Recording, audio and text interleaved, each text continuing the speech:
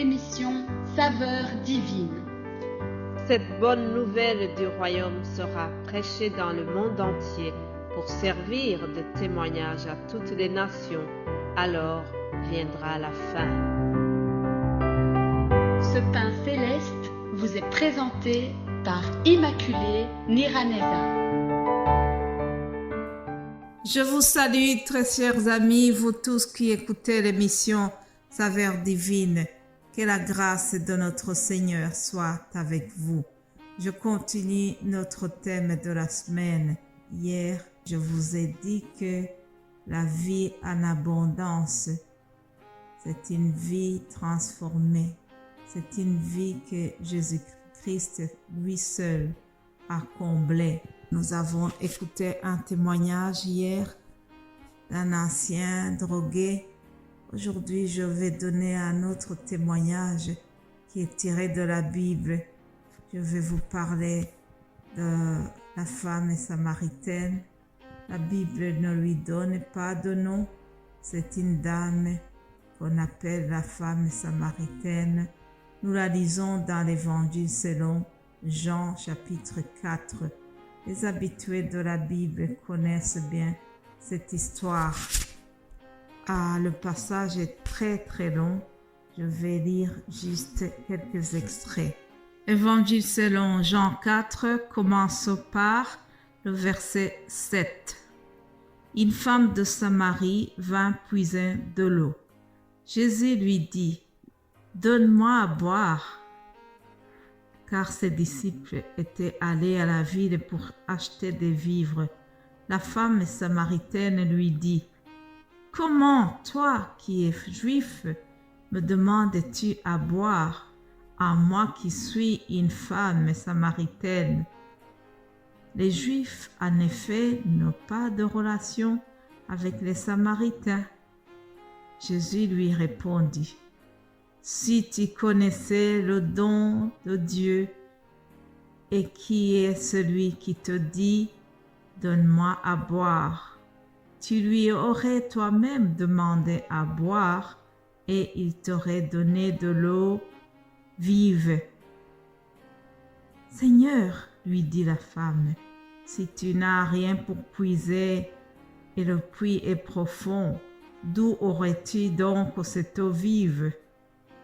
Es-tu plus grand que notre père Jacob qui nous a donné ce puits et qui en a bu lui-même, ainsi que ses fils et ses troupeaux? » Jésus lui répondit, « Quiconque boit de cette eau aura encore soif, mais celui qui boira de l'eau que je lui donnerai n'aura jamais soif, et l'eau que je lui donnerai deviendra en lui une source d'eau qui jaillira jusque dans la vie éternelle.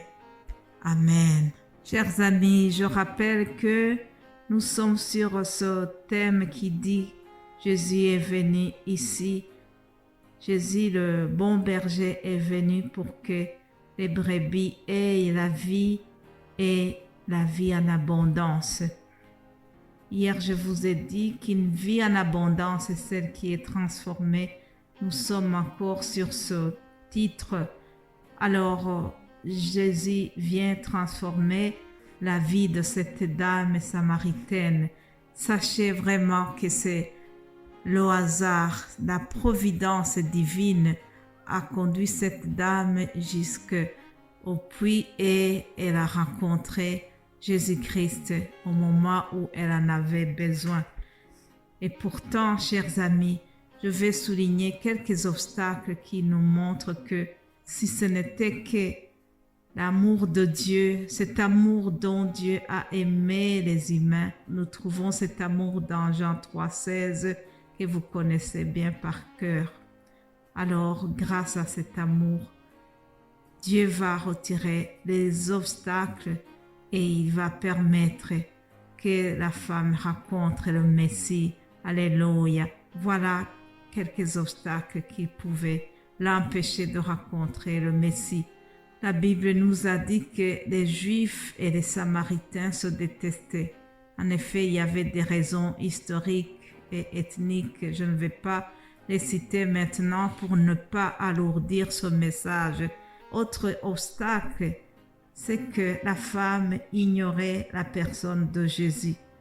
On voit Jésus qui lui dit, si tu connaissais celui qui te demande de l'eau à boire, tu lui aurais demandé toi-même de l'eau. Alors, aussi cette dame a un passé qui est chargé. On voit que c'est une dame qui a eu 5 maris. Au verset 18, Jésus lui demande d'aller chercher son mari.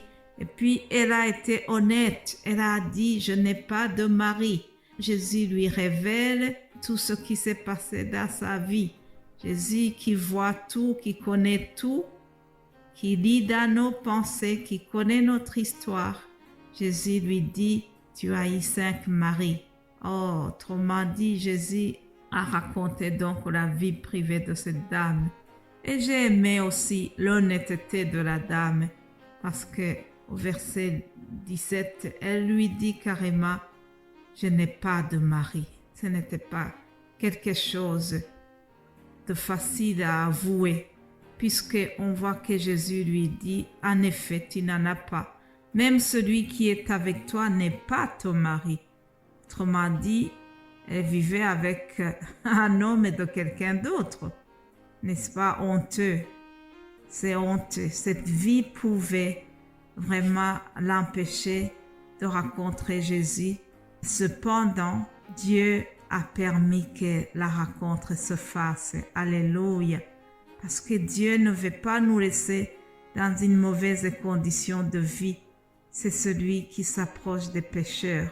Jésus vient rencontrer cette dame parce qu'il a envie de changer sa vie. Il a envie de transformer sa vie honteuse, une vie de quelqu'un qui a eu 5 maris, qui ne sait pas tenir un mari et qui est avec maintenant un 5e qui n'est pas à lui. Donc, ce n'était pas facile. Cette dame devait être complexée de ce qu'elle a vécu. Et alors, Jésus va vraiment changer son passé. Alléluia. Au fur et à mesure qu'elle discute avec Jésus, les yeux s'ouvrent. La femme lui dit, n'es-tu pas un prophète? Elle se rend compte qu'elle a rencontré un prophète qui vient de dévoiler toute sa vie. Une fois qu'elle est touchée par la discussion, par ce que le Messie est en train de lui dire, son cœur commence à s'ouvrir, son cœur commence à être transformé parce que Jésus commence à rentrer dans son cœur. Et alors, tout d'un coup, il y a eu un changement. Au verset 29, on voit cette dame qui a eu le désir d'aller témoigner. Tout de suite, elle est partie, elle a quitté sa cruche. On nous dit qu'elle est allée en ville. Elle a fait une mobilisation, chers amis. Elle a dit, venez voir, venez voir. Ah, ça m'a fait penser au slogan du magasin, d'une boutique sociale qui s'appelle Teen Challenge, que beaucoup vous connaissez. Et alors, ils ont pris comme slogan, viens et vois. Ah, la femme samaritaine est allée aussi mobiliser les gens de la ville pour qu'ils viennent voir ce prophète qu'elle venait de découvrir.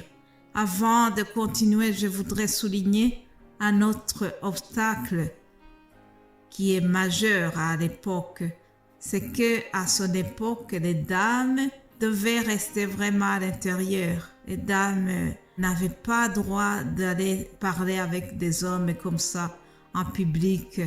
C'est pour ça d'ailleurs que quand les disciples reviennent, ils s'étonnent que Jésus est en train de parler à une femme. Vous voyez, chères dames, Jésus a commencé l'émancipation de la femme. C'est lui qui nous a émancipés. C'est lui qui nous a donné droit à la parole lorsqu'elle s'est approchée de la Samaritaine. Nous pouvons lui rendre toute la gloire à notre Seigneur, n'est-ce pas les dames? Alléluia. Alors Jésus retire cet obstacle qui est lié donc au sexe et Jésus préfère de lui parler. Je disais que suite à cela, la femme s'est mobilisée. Elle est allée dans toute la ville celle qui avait honte de sortir avec les autres, celle qui était chargée par des complexes de son passé, lorsqu'elle a rencontré Jésus-Christ, lorsque sa vie a été transformée par le Messie, elle a été parlée à toute la ville. Au verset 39, on nous dit que les Samaritains ont été changés. Il y a eu un changement de mentalité. Ils sont venus, ils ont vu le Messie, ils l'ont supplié de rester chez eux pendant 2 jours. Alléluia. Voilà ce que fait une vie transformée, chers amis. Je prie que vraiment, si tu viens d'écouter ce message, que tu sois touché aussi, que tu aies soif d'avoir l'eau de vie, l'eau que Jésus donne, l'eau qui donne la vie éternelle. Soyez bénis au nom de Jésus-Christ. Amen.